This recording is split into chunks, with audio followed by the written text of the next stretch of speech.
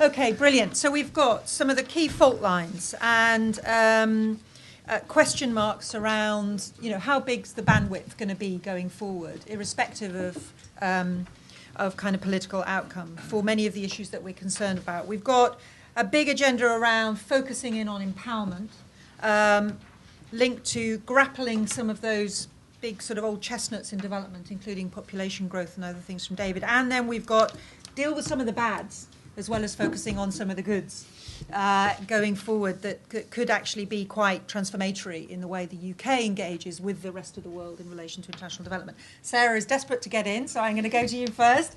We'll have a round of questions, debates, and then I'm going to bring it back and get the panel to react. But this is a conversation and a debate, so not too much grandstanding. Questions and points, please. Sorry, I didn't mean to. That's all right, you caught my eye. I was just simply going... Say who you are so Sorry, everybody knows. I'm Sarah Klein. I run Malaria No More UK. In previous lives, I've worked with pretty much everybody here on the platform, and in government and also in NGO and World Bank. I think what I was going to say was, I think, humbly, the panel missed something. So, which I was waiting to see whether it would come out, and I guess it's my bias because it's what I worked on the most, but I think one of the most interesting things the UK does is not just sets its own policy, but sets global policy on development, and that's something not to be underestimated since '97 in particular. I don't think it always sets global policy, but it certainly prides itself, and all of us pride ourselves on having influence globally, and so I think there's a big question, if you have, whatever change you have, is how much are they going to be able to set policy? How much will they spend time investing in setting policy? You had, in different ways, two prime ministers who've been very invested in it and have spent a lot of political capital around the likes of Glen Eagles and then the MDG Call to Action, Copenhagen, etc. Will anybody else bother? So I think that's important. I also think the ways of making policy and leading and influencing internationally are changing. Are any of the people kind of coming in going to be as well versed on the politics of the EU, of the AU, of the various different coalitions internationally that help set policy? It takes quite a long time to figure out the politics of the UN and how you actually get something through the General Assembly or through the Security Council. It takes quite a lot of time to figure out the politics of the G20, and also in the World Bank, where the UK plays a phenomenally influential role, disproportionately maybe, influential role on policy which affects Africa a lot. All those things are things that any new government will have to grapple with, particularly if it's a more inexperienced government. And the other thing to be aware of as a former civil servant is the relative independence of different country offices might come into question relative to the Foreign Office and relative to other government departments. They have been able to operate with considerable budgets and set policy, and the policy has been considerably devolved. And we are used to, as NGO sector, dealing with quite a strong country-level presence or regional-level presence, as well as in capitals. So that's quite interesting, capital here. Sorry, I could go on, but final one would be there are an awful lot of UK-based stakeholders that influence international policy on development, on shape the countries that we've talked about, and the private sector, the faith groups, trade unions. They are all also influence government, and that intersection and how policy is made will be very important. So you've had very strict rules under the Cabinet Office around consultations, for example. Do the Tories really want to keep that laborious process going? Or will they just have ginger groups, as the Foreign Office used to enjoy, for specific policies and pick people off? So there's some really interesting ways about how policy will be made. Okay, very good. Thank you. I'll pick up some more. Of course, the other thing to remind ourselves is that it's not only that we're at the point of political transition in terms of the party who may or may not make up government, but also there's going to be a lot of new MPs this time around, and new civil servants. And so it is really quite a big change around. I'll come back to you in a moment. Over here. Yeah, Benny, I've got you on my side. Front row. End. Yes, please. I want to pick up on Mr. Just say who you are. Oh, sorry, Phil Sigley, Federation of Cocoa Commerce. I wanted to pick up on some points that Mr. Mepham said, and I identify with very closely, and that's the issue of food security and the issues of those that are the poorest and most marginalised, which actually, if you look on some of the niche market websites, they talk about poor and marginalised farmers, but not the poorest. And I think that's a big issue for us in mainstream markets, and it's that lack of connectivity. Now, local empowerment was another point that was made. I think this is absolutely key, which party can actually get to grips with DFID and its strange ideologies. And DFID has been part of the process that has meant that so little change has taken place. Unfortunately, DFID is far better than some of the some other international development agencies. As the lady said before, we have a lot to be proud of in setting a global agenda. But unfortunately, we've read the report about aid effectiveness. And I think how you get, with budget support not working, we see that rural communities have no vision of an improvement in infrastructure because the money does not get through. Now, there are more creative ways of ensuring that the money goes straight to those rural communities, which also can address another of Mr. Mepham's points, which was the issue of food security. Because agriculture is so inefficient in some of these communities that really there's a lot more propensity to grow a lot more if we can get a grip of that particular agenda. And I think also when we look at methods, say, around a rate per tonne where the private sector should be engaged in public-private partnership, DFID have elected to go with niche markets and strange ideology which doesn't get through to those mainstream markets, despite all their claims that they are private sector development initiatives, which simply haven't worked. And I think the party that needs to make progress on MDGs is definitely got to take control of DFID and go through it with a dose of salt. Okay, thank you very much. Right over here next to Sarah, and then over Benny and...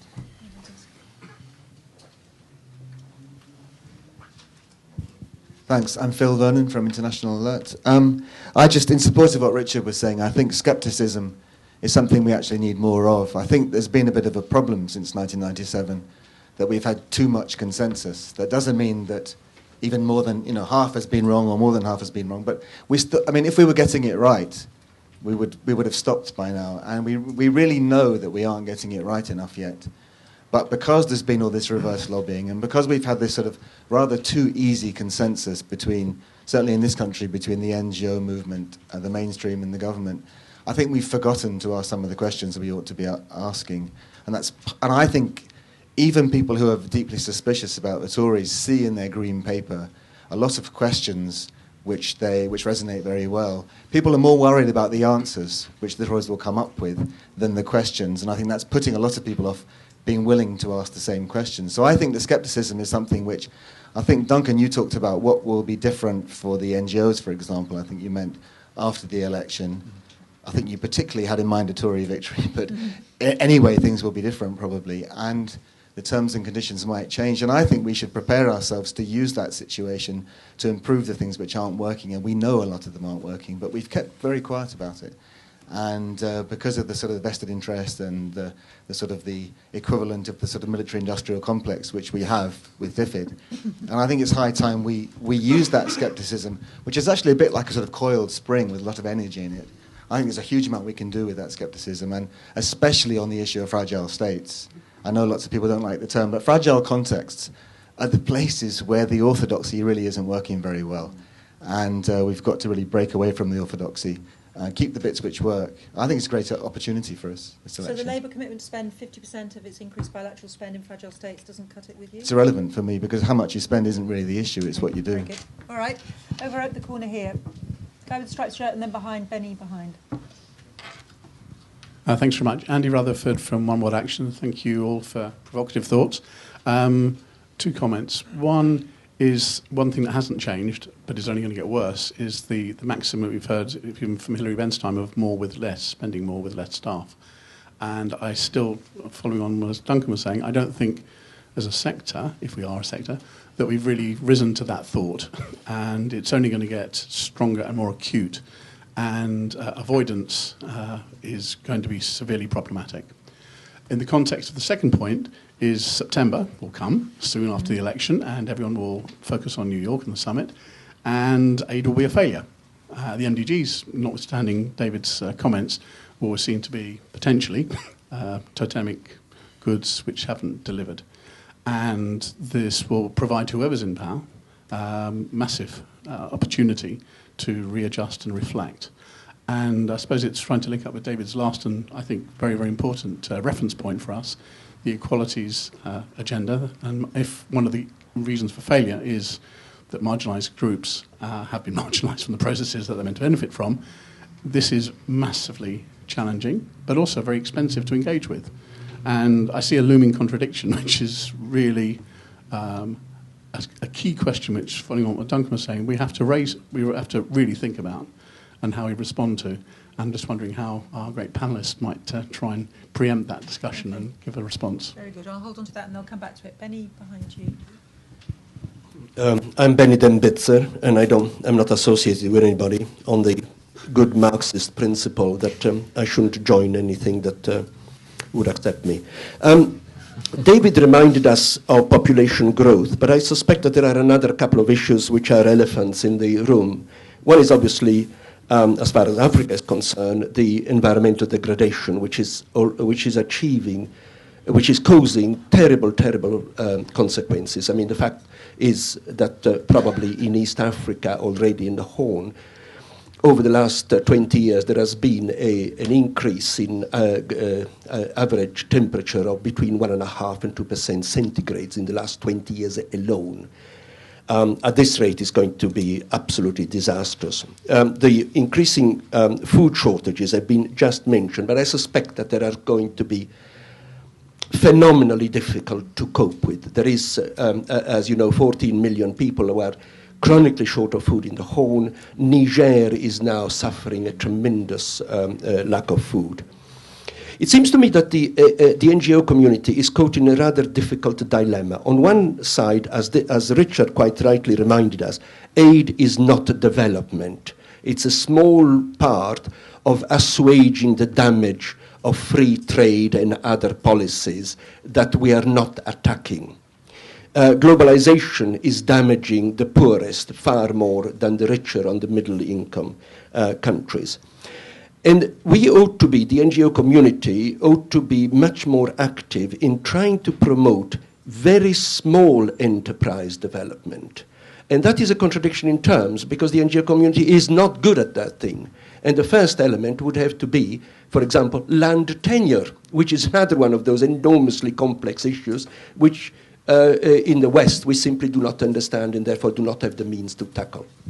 And very hard to demonstrate quick results, which of course is where the tone of the debate's going. Can I bring it round to Matthew? I will come to you. Matthew in the front here. And then. Thanks, Alison. Matthew Lockwood from the Institute for Public Policy Research. Just want to pick up on something which Richard talked about, which was tackling the bads, which I also think is the tax havens, corruption, and so on, which I completely agree with, because, of course, as Benny said, the development agenda is far broader than the aid agenda. But the question is, why should that happen? Under what circumstances will that happen?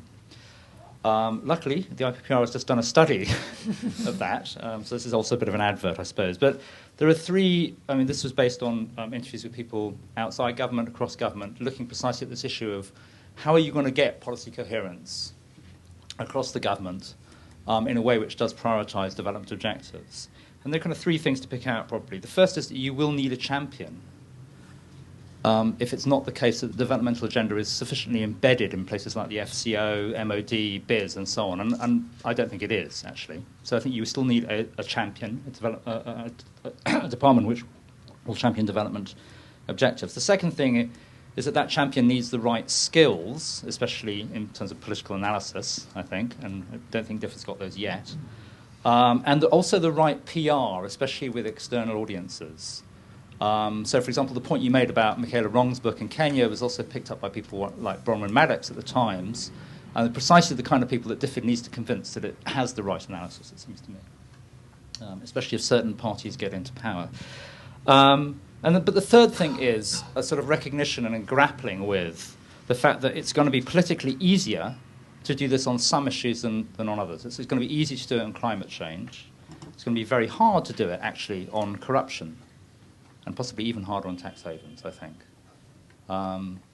So I think those are, if you're realistic about this agenda, you've got to think through the mechanics of how it might happen and what you'll need and what the barriers are going to be. Okay, brilliant. I'm going to take 3 more and then bring it back to the hand, and we've got one also online. So the 3 more at the moment are Claire over there, and then the 2 at the back, who've been very patient over there. Thank you. Claire Melamed from ODI. What I was going to say follows on very much from what Matthew just said. I think that for all the kind of sound and fury about aid and aid policy and whether aid works or not, that's actually the easy bit. And, you know, the aid budget is a tiny, tiny proportion of government spending. We tend to forget, and people tend to think it's much, much bigger than it is, but it's minute. And the arguments about how to make aid work are, in a sense, I mean, there are some sort of ideological issues around public or private provision of services, for example, but really they're largely empirical arguments. What works? And we go out there and we test it, and then we see, and we make policy on that basis. The kind of harder bits of the agenda, the things that Richard, I think, was, you know, quite rightly saying, actually the really important bits, are where you run up against much bigger vested interests. The politics become much, much harder. Tackling tax havens, confronting the kind of security agenda and so on, bring you right into the mainstream of the kind of hardest bits of the entrenched political agendas and establishment within the UK. And I think to some extent, you know, in thinking about development and what an agenda for development might be, I think there are clear, you know, in a sense it's inevitable that if we really are interested in doing what works and what will have the most effect, we have to go down that route. But on the other hand, I think we have to think about the trade-off between, you know, making, as Duncan said at the very beginning, bringing development really into the heart of those sort of much tougher and nastier political debates in the UK and what the very uncertain consequences might be. Brilliant, thank you. I should say it's Claire's first day at ODI. We're delighted you started, Claire. She's going to lead our work on equity, so we'll hope we'll have that narrative for DFID very soon. Okay, the 2 at the back there who've been very patient, press right next to the poster, and then we'll go round. Oh, and at the front. Oh, everybody's exploding off here. I'm going to have to call order in a minute and come round for a second round. Yes, Jo. Hi, Ellie Kennedy, DFID. Kind of following on from what Claire is saying, and this is mainly to Duncan and to David. As a civil servant, we don't have any choice in the strategy and development strategy, you know, that's put upon us. As NGOs, you do. I'm just wondering, to what extent are you willing to shift your priorities in line with government shifts in priorities? I mean, certainly I know Oxfam has been very supportive of DFID emphasis on government-to-government work as opposed to private sector work. I mean, are you willing to shift on issues that you not necessarily have had a focus on before? Okay, so the problem's not all with DFID then. Okay, over here. Thank you. Ivor Wells from the Local Government Association. Just a couple of comments just quickly on subnational governments and the decentralisation agenda. Obviously, we're lobbying very hard at the moment for a good settlement post May the 6th in terms of more devolution and more power for local councils here in the UK. That goes without saying, but certainly in terms of our international development work, what we have been lobbying DFID and other ministries and donors for some years now is more recognition for the role of local governments as the sphere of government closest to people in the developing world to be taken more seriously. And it speaks directly to the point that Richard was saying about taking politics seriously in the developing world and really engaging with that as a matter of urgency. And dare I say it, with a degree of humility as well.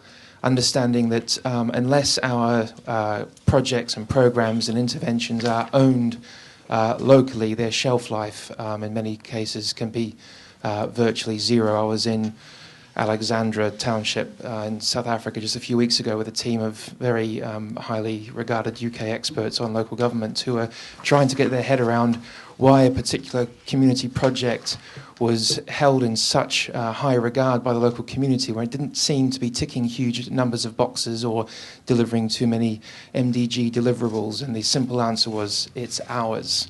And having an understanding of that degree of ownership and the importance of local ownership by local people and the governance agenda that's wrapped around that, I think is extremely important. Okay, very good. I'm just going to take Jo and then this guy at the front, and then I'll I'll come around for a second round if we've got time. Joe Hanlon from the Open University. I just wanted to continue on that line and also pick up something that Duncan said, which was all the parties want more measurement, from trust me to show me. And I think that links directly with Richard Dowden's comment of we're all three parties seem to have the we can develop Africa mentality. The outcome of more measurement is that aid is increasingly based on miles of roads or numbers of schools or MDG measurables or whatever. And what that means is that DFID is increasingly setting the policy globally and in countries, and African parliaments, African governments have less and less chance to set policy. And so there is less and less real ownership of policies and more show ownership, which is demonstrated.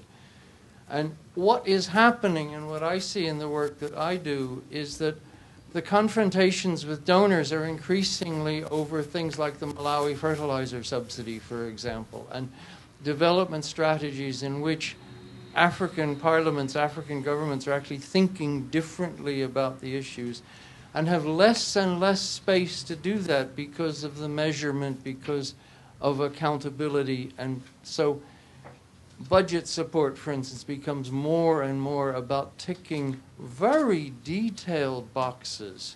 And I mean, in Mozambique, for example, where I work, the budget does not go to Parliament before it's been approved by the budget support group. And the only change in policy in Mozambique is the budget support group demanded to see all drafts of the budget, not the final budget. So, I mean, the Parliament can't even debate the budget because it's already gone through the budget support group. So there's no rethinking of strategy, there's no space. And I think it's to question our measurement obsession. Okay, great. Right down the front, on the corner. Hello, I'm Alistair Abaliati. I'm from the Commonwealth Secretariat. And I'd just like to pick up on Duncan's point that the Conservatives mentioned the Commonwealth in the manifesto and ask really the panel whether they think this is rhetoric or whether actually there'll be something in practice out of it.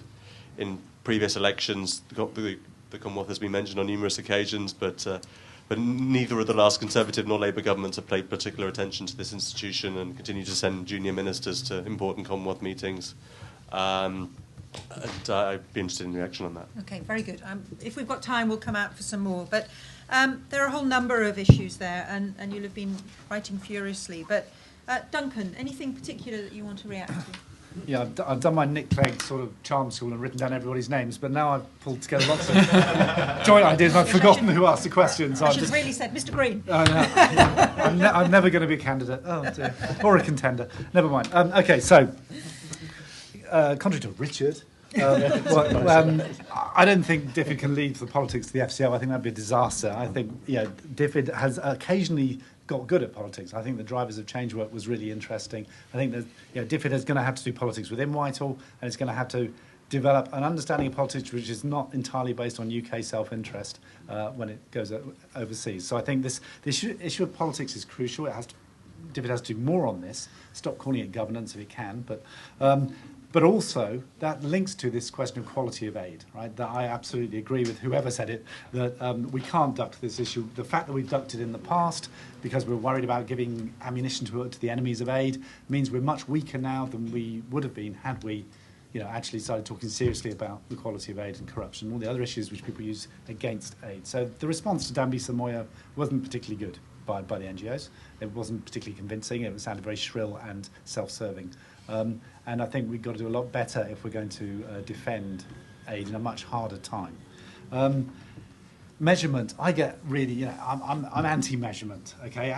Measurement distorts, as Joe was saying, it distorts what you do, it distorts how you look at the world, and it has all sorts of negative consequences, but it has some positive consequences too. It actually challenges people to prove that they're doing something useful with the money. It challenges, it helps shore up your political support. So I'm not, I think we have to try and look at measurement and maybe try and shift the measurement to measuring good things rather than measuring miles of road, rather than say, we don't like measurement. I think, we have to engage with that measurement drive, whoever wins the election. More with less, just, Andy, the Tories actually want to do more with more. So I think, actually, that isn't something that's across all the parties. The Tories actually want more people working for DFID, and they're the only party who said that, as far as I'm aware. Whereas Labour continues to say, We want them to spend huge amounts of money with fewer staff, which just means they give huge chunks to the World Bank. Am I wrong? Well, it depends which Tories you're talking about. Oh, I'm talking about Andrew Mitchell. Okay, I'm talking about Andrew Mitchell, the development, who may be development minister. Two final points. One is, I think, one of the things that's going to emerge and change the way we talk about it, which people mention in different areas, is this kind of age of scarcity idea, that a lot of things are going to become scarce: soil, water, oil, and that's bound to change the kind of narrative about development, the way we think and talk about it, and that's going to affect all our policies. And I was specifically asked, are NGOs going to shift their priorities? They will have to, I think. Whether they're capable of it and how long it takes and how many teleconferences are required before they can do that is a different question. But no, I think, for example, I think Oxfam's work with the private sector has been quite patchy. I think the alliances we've attempted with the private sector have been quite half-hearted. We've basically worked directly with government, and sort of that's been the sort of the main highway. I think we're going to have to do a lot more with different aspects of the private sector, and the fact that we've invested some time in that is going to be very important in the next few years. Brilliant, thanks. David, I'm going to bring you in, but picking up on Duncan's last point, to some extent, you read the manifestos, you kind of think, well, what world are you living in? The global context has kind of overtaken already the kinds of statements that are made there in terms of who's driving change and from where. I mean, there's very little mention of, emerging market economies' role in developing Africa, for example. Yeah. Some of the issues that you've pointed to represent very much kind of within the train tracks. Yeah. How are any of these parties going to position the UK on those bigger agendas, do you think? I think that's a good point. Actually, the very first question that Sarah put, I was going to pick up on initially, which is this point about setting the agenda, the global agenda, which I think you were right to pick us up and say none of the panellists really addressed that. And I think it's true to say that over the last 10 years, we've had a government in the UK that was pretty good, with lots of lobbying and advocacy from people like us, at getting certain things on the G8 agenda or whatever it may be. I think whoever forms the next government, that's going to be a lot harder. Partly because the geopolitics has changed just in the last couple of years. It's a very different world, and as we saw at the Copenhagen summit, it was fine to get the UK on message and saying all the right things, but if the Chinese don't agree, we're not necessarily going to get the outcomes that we want. So I think literally just in the last 2 or 3 years, the capacity of the UK government, however proactive, however well-meaning, to affect that, to set the agenda, but then to actually deliver some outcomes, I think has been diminished very considerably. And I see that as a sort of permanent shift, actually. I don't think we're going to go back to a world in which the UK can turn up and basically shape the agenda of the Gleneagles Summit and line everybody up and deliver an outcome they want. I think that's gone. And that may have some big implications for all of us in terms of our international networks, in working in China and working with Nigeria and working with South Africa and getting other significant, India, getting significant global players to be articulating the kinds of concerns that we have. I think just relying on going through the UK route and chatting with the special advisors is probably had its day. Second point I wanted to pick up on, which has already been touched on, is your point about DFID doesn't do politics, Richard. And I think I'm with Duncan that DFID's got to do politics. It needs a much more politically informed approach to development than it currently has. I think it's probably too sweeping to say it doesn't do any politics anyway. I mean, the drivers of change work that Duncan's referred to is there, and it's important. It's become a bit techie. But actually trying to do analysis about the kind of social and political factors that might shape more pro-poor outcomes, I think is important, and actually other governments have learned from that. And I also have Duncan's wariness about sort of saying, well, give that to the Foreign Office. The Foreign Office, they understand politics, and they understand Nigeria, let them do Nigeria. I think that the outcome of that would probably be a UK policy towards Nigeria that all of us would have lots of reservations about. So it's a bit of a fudge. But I do think, in a sense, the Foreign Office does high politics, and DFID does a sort of low politics, and those two things need to be brought together.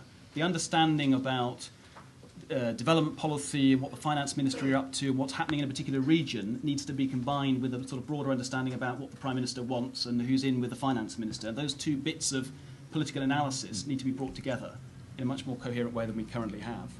I also wanted to pick up on this point about metrics that a colleague raised there. I think metrics are incredibly important, and I take the point that we don't want to overburden countries or development agencies with too many metrics. But actually, what you measure does, to a very large extent drive what you do.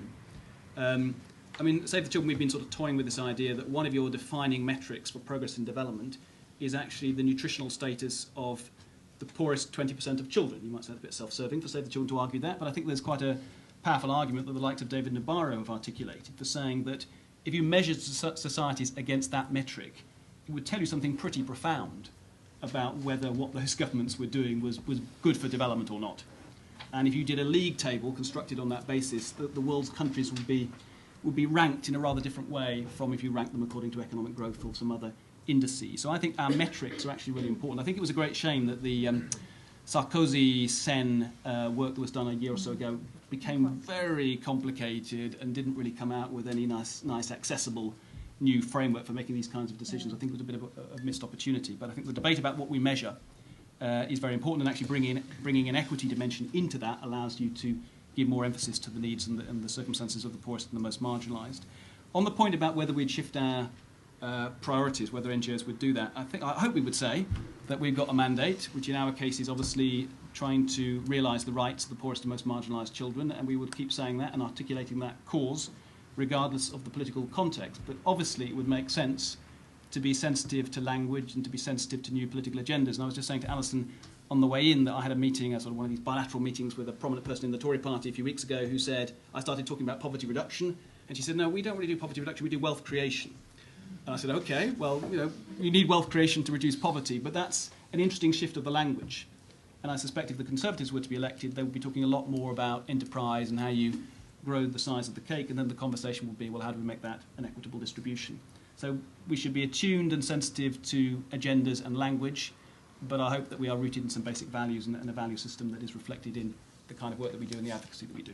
Very good, thank you. I mean, this point about the sort of political, which, there's the politics in development, and then there's development as a political phenomenon and process in which it involves contestation and interest formation and so forth. And I suppose the question is where should DFID as a development actor position itself on the spectrum of those two things. But the thing is, it doesn't sell well in elections, doesn't it, talking about the politics of development? No, it is. It's much easier to sell the metrics and to demonstrate what you're doing by measuring what you've done and saying, look, it really is working. But I'll just make about 3 points about from things that have come up. I mean, Matthew raised the thing about corruption. It's very difficult to talk about corruption or to raise that up the political agenda. But I think it's going to explode shortly because as I understand it, the deal over the British Aerospace Tanzania thing is a deal made between the Serious Fraud Office and BAE, and the judge has said you're not allowed to do that. The law makes these deals, not you, and has passed it up to a higher court. So it'll be interesting if this all falls apart. But what will come out is an awful lot of the detail of it, which will in itself be quite interesting. And I hope that the stuff from South Africa will come out as well. And I think that will, that will certainly put corruption on the agenda.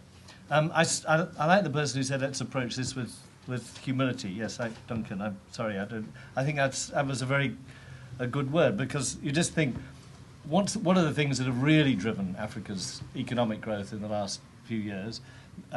China, which I think got one tiny mention in the Commission for Africa report, China's interest in Africa, and I would say mobile phones, and mobile phones at the bottom of the pyramid, not at the top, which not even the great Mo Ibrahim, who brought mobile phones to Africa, and he will openly admit he never saw any money at the bottom of the pyramid, and it just showed us that actually Africa's a lot richer down there than we thought it was, because everybody affords mobile phones now, and they're transforming things hugely. And on the negative side, we talk about land and land reform. You try it in Africa with all the different layers of ownership and usage and so on. And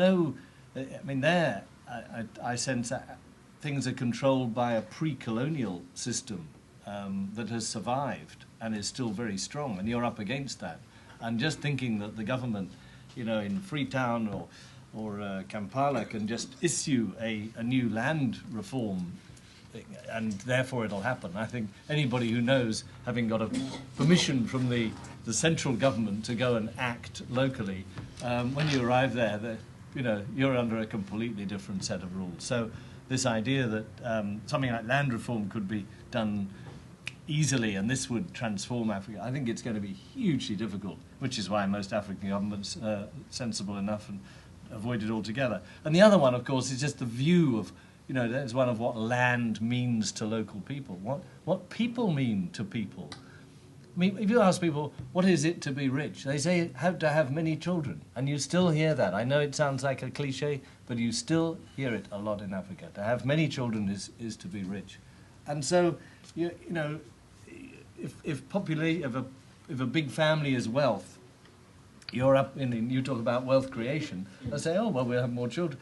I mean, these are the sort of things that we would think of as negative, but they are actually just different values.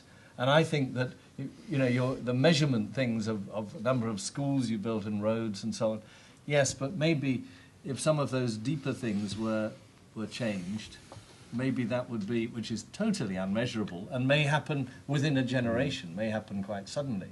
You can think of the way mindsets do change. You know, yeah, maybe that's actually more a greater achievement, or even though we haven't measured it. Lastly, the Foreign Office. Yes, I think you assumed that that this would put DFID under British interest, and I wouldn't want to see that. No, I think what I was still talking about, exactly what David was talking about, is saying it's about the taking on the politics, accepting that all of development happens within a political context, and having people who can read that and analyse it and know how to manage that internally, but always not in British interest, but in the interests of the local people. And I in that way, I think there are a couple of other things. I mean, I don't think that we need to follow America quite as closely, as slavishly as we have, partly because President Obama, much as we love him, I don't think he likes Britain at all. I really don't. I think he's got I sense a certain coldness which doesn't come across elsewhere. And it may be the Kenyan connection, I'm not sure. But I've watched him and I just sense that it's not a thing that he doesn't warm to Britain. So I think we might as well pursue our own policies then. But I do. I mean, the thing that upsets me most about you know, the corruption thing is I'm British and I care about our status in the world, and that those things I think destroyed our reputation deeply, and I do take great objection to. Thank you. Thank you very much. We've got time just for a few more. We've got something coming online. Leah, could you just read it out, please? We have a question from Jisheng Lee, who's a student in Singapore. He wants to know, in light of spending cuts and the turbulent economic times ahead, what can be done to build public support in development by the parties and politicians in the UK? Very good. Hold on to that. Another quick round for anybody. Lenny at the front here. Microphone. Lenny Wild from ODI. I have a comment and a quick question, if I may. First of all, I think it's a good thing that we're starting to talk about measurement and to think a bit critically about how we are defining success. You know, I think, as Duncan says, all of the political parties will have a much bigger emphasis on kind of scrutinising the use of aid and development, you know, in its broadest sense. But I think there's also some kind of need for critical reflection on how we as the broader development community have contributed to some of the challenges about why this is a hot political issue. You know, the kinds of narratives that have been used to justify development spending and aid spending, you know, the kind of simplistic measures about numbers of children put into schools, the number of those pulled out of poverty, which kind of miss out the messy political processes that really need to occur for development to happen substantively. So I think there's some critical reflection that we need to do, and to come up with some kind of more credible narratives and approaches for defining realistic results measurements. But I think there's also the potential for this to become a very dangerous political issue. And there are some differences, I think, between the parties, particularly with the Conservative Party taking a very strong line on independent evaluation, on results-based aid approaches, which I think could be quite challenging. So, you know, how do we avoid it becoming the kind of narrative about waste and efficiency, and actually engage on what the kind of the picture of success in development should look like? And then secondly, just very quickly, if I may, I mean, David, I think you made some very good points about the kind of the language shifts that might have to occur. and the different ways that we might need to start talking about some of these issues. And I'm interested to hear a bit more from the panel. We've heard about the kind of substantive issues they'll need to address, all the parties, and the differences between about how they may operate. But we haven't heard much about actually whether there are big differences in the models of change across the parties for development. Do we think that fundamentally the different parties have very different views about what development is and should be, about the role of the state versus markets? And is that something that we'll have to engage with much more substantively, as well as starting to use some different language? Very good. Just a couple more as we come round. Right at the front here. Hi, my name is Vinay Nair. I'm a mid-career student at the LSE studying a Master of Public Administration. My question is around the role potentially of microfinance and social enterprise. And I'd be interested to know the panel's view. Actually, if you look at the manifestos, you'll see social enterprise appear many, many times across all three, but never actually in the context of development. And the thing I was actually working on before starting at the LSE was I led the Clinton Foundation's first foray into social enterprise in rural Mozambique with a group of HIV-positive women making and selling jam, which was, I'm happy to say, was highly successful and remains so. So I think I would appreciate the panel's view as to if you think there is a role for microfinance and social enterprise, or if you think, as is increasingly, I read more and more about, that it's a bit of a bubble, and we're just seeing sort of leverage foisted upon people who maybe don't know better. Great, thank you. And last one over here, on the front. Thank you. Elizabeth Drew from Conciliation Resources. Just thinking about how DFID under a Labour government have prioritised conflict response in its latest white paper as a sort of prerequisite to achieving development goals, and to what extent will that approach be maintained should another party win? And also, what should sort of NGOs working on these issues, what kind of entry points should we take to ensure that that sort of response is maintained in a progressive fashion, thinking about peace processes and the like? Thanks. Very good. Okay. First question there was very much around how do we sort of build or perhaps maintain public support going forward. These are testing times indeed. Duncan, any particular thoughts on that? Yeah, this was from Xi Sheng. Yes. See, I did do my nickname at school. I think the problem, Xi Sheng, is that the political elite and the chattering classes who are in this room have a very different view of development and the priority of development than the great public. If the opinion polls suggest that the support for development is quite shallow, and every time there's a scandal in development, then people say cut aid. Every time there's a scandal in the National Health Service, people say we need to reform the National Health Service and make it work better. There's a very different kind of tone in the discussion on aid. It feels quite superficial. That is a huge task. To change that at a time of recession and a time when everything else is being cut is going to be incredibly hard. I think, in a sense, it's essentially a defensive battle, not an offensive one, and it's going to have to respond to things like quality. It's going to have to require all the usual PR tricks of putting a human face on the aid. The Tories want to do My Aid, which is a kind of X Factor sort of public competition. I think it's a brilliant PR idea. Don't have any problem with it as long as they don't put significant amounts of money through it, and they're not intending to.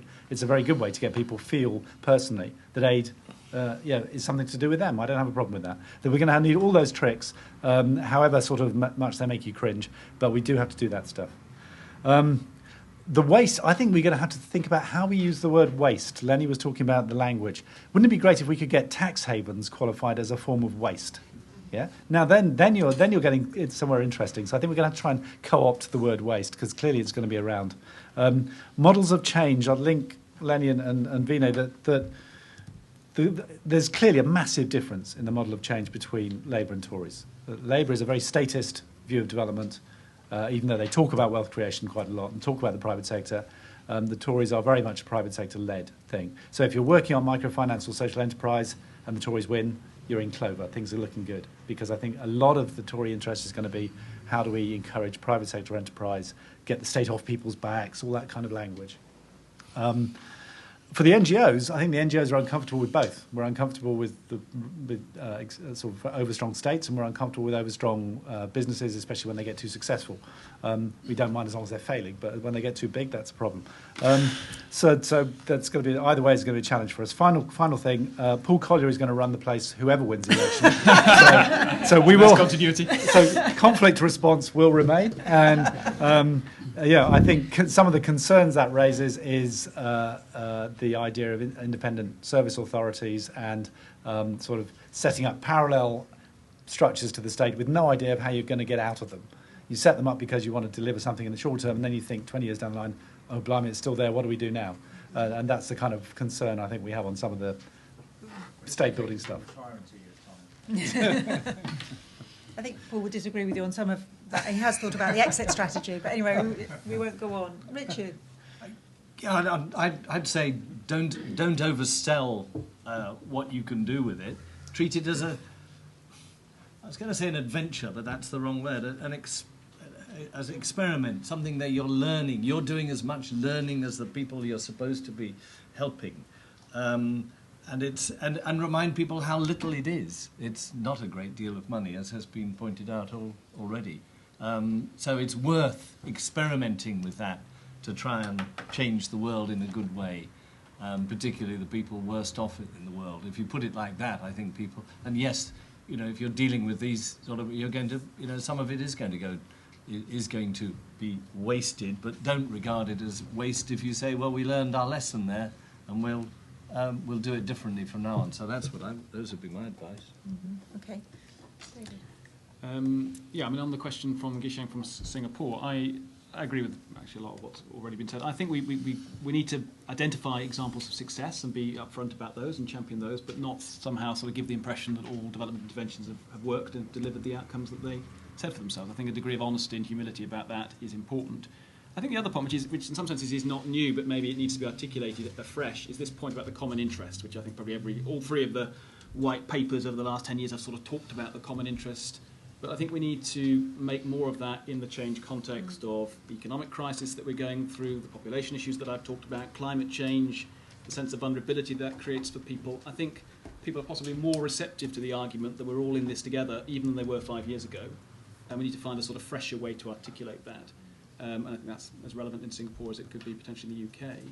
On the point about microfinance, I'm not an expert on microfinance, so I'm sort of reluctant to sort of wade into what is a well-trodden territory. But I think there is something important about the development community having more to say about wealth creation and about livelihoods, and about how people are going to make their way in the world. And I think it's not a territory that a lot of development people are particularly comfortable with. We're a lot more comfortable talking about health provision and education and even rights and equity than we are about talking about how a family in Ethiopia or how a community in Ethiopia is going to become more productive. And what does their future look like? And over the next 10 to 15 years, how is this community going to become more prosperous and have a better life for themselves and their wider community? So I think we need to engage with that much more than we've done in the past. And that's not a sort of flip from Labour to Tory. I just think the development community needs to seriously have thoughts and ideas about that issue. On the point about conflict resolution, conflict mediation at the end, I think that is a good example of where DFID and the Foreign Office actually do need to work much better together. Because in a sense, there is quite a sort of divided discourse between the sort of Foreign Office people that go in and have meetings about peace processes and the DFID people that are then thinking about post-conflict reconstruction and putting money in and all the stuff that Paul Collier articulate. I really do think a bit of joined-upness on that, possibly it's all in the IPPR paper, wouldn't go amiss and would be actually quite beneficial because as we know, 50% of countries slip back into conflict within, I think, 5 years. That is a massive cost as well as a massive human tragedy, and there are lessons that we can learn about how to do that better, I think. Terrific. Thank you very much indeed. Well, thank you all very much indeed. Tomorrow is the second of the debates between the party leaders, and the theme is on foreign affairs. So, I give you all a challenge. Anybody going? It's also on Sky, which is a real pain for those of us that subscribe to Sky. But it's also on Radio 4 and will be repeated, I understand, on Channel 4 later in the evening. I give you all a challenge. Certainly in the first debate, I think David Cameron mentioned waste 72 times or something, and Gordon Brown mentioned waste. And Gordon Brown mentioned, I agree with Nick, 72 times. Tomorrow, your challenge is to determine how many times they mention the word poverty international development, global public policy, other good things, empowerment, other good things we've heard of today, rights, growth, wealth creation. Let's see what we can come up with. My guess is that it won't be 72. I don't know about what your guess will. Anyway, thank you very much for coming. We hope to continue blogging on this issue, and we will all see on May the 7th. Thanks very much.